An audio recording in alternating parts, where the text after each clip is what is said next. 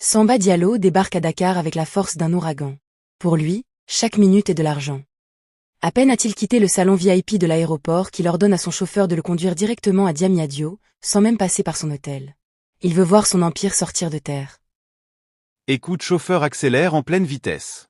Je n'ai pas fait 6000 km pour rester coincé dans les bouchons de la banlieue. Le futur n'attend pas. Sans hésitation, le chauffeur prit la route avec rapidité. Après une longue trajet, Samba arrive enfin devant le chantier.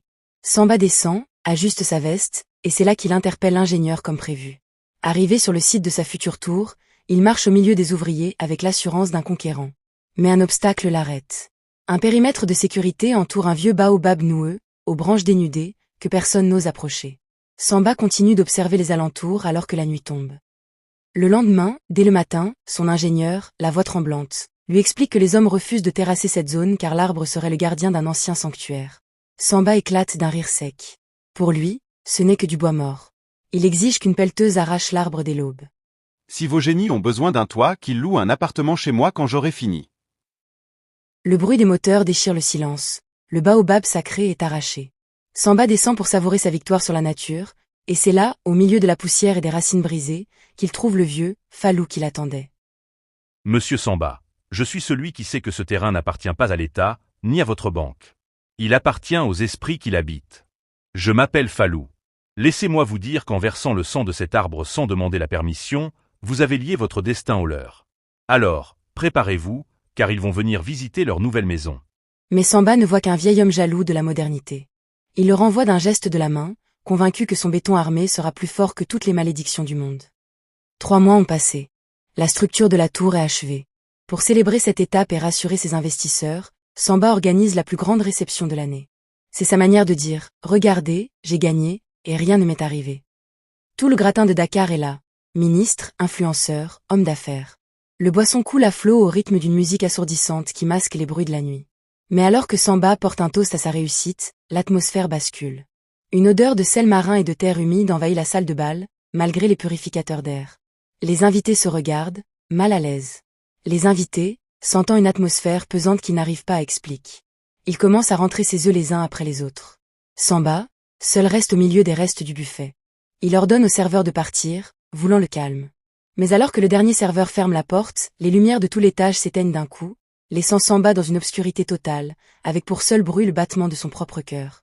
Le silence qui s'installe alors n'est pas celui de la tranquillité, mais celui d'une attente. Après une longue nuit, au lendemain de cette fête, le réveil est brutal. Ce n'est pas seulement l'appartement qui déraille, c'est toute sa vie.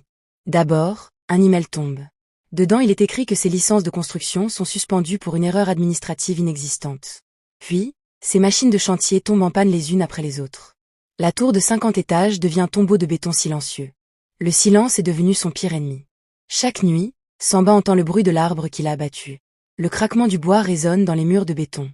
Ses comptes sont bloqués par une enquête mystérieuse, ses partenaires l'évitent comme s'ils portaient la peste.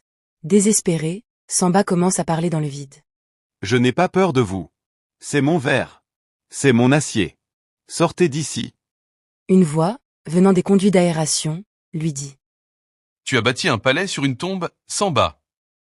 Maintenant, tu vas devenir le gardien de ce que tu as profané. Dans l'appartement, la réalité se tord. Samba commence à entendre le bruit d'une croissance végétale à l'intérieur même des murs de béton. La nuit, il voit dans les reflets des baies vitrées la silhouette du baobab qui semble reprendre sa place au milieu de son salon. Il devient obsédé, hurlant contre des ombres, tentant de racheter son erreur avec de l'argent qu'il n'a plus. Il réalise trop tard que le béton peut briser le bois, mais qu'il ne peut rien contre l'esprit. Finalement, le géant est à genoux. Ruiné, abandonné par ceux qui l'acclamaient lors de sa fête, Samba sort de sa tour pour la dernière fois. Il ne porte plus son costume de prix, ses vêtements sont froissés et ses pieds sont nus. Il retrouve le vieux Fallou, assis exactement là où les racines de l'arbre ont été arrachées. Samba ne dit rien. Il s'assoit dans la poussière aux côtés du vieux. J'entends l'arbre, vieux Fallou. Il pousse dans ma tête. Il réclame sa place. Il ne réclame pas sa place, Samba. Il te montre la tienne. Nous ne sommes que des locataires ici-bas. Dites-leur d'arrêter. Je leur rends le terrain. Je m'en vais. Il est trop tard pour partir. Mais il est temps de comprendre.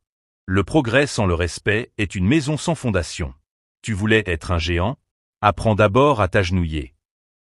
On raconte aujourd'hui qu'à l'ombre de la tour inachevée, un homme balaie inlassablement le sable, chaque jour, pour protéger le petit buisson qui commence à repousser là où l'orgueil avait voulu tout raser. Désormais, Samba n'est plus le propriétaire de la terre, il en est devenu le serviteur et il comprend ceci. Que le progrès ne doit jamais oublier le respect.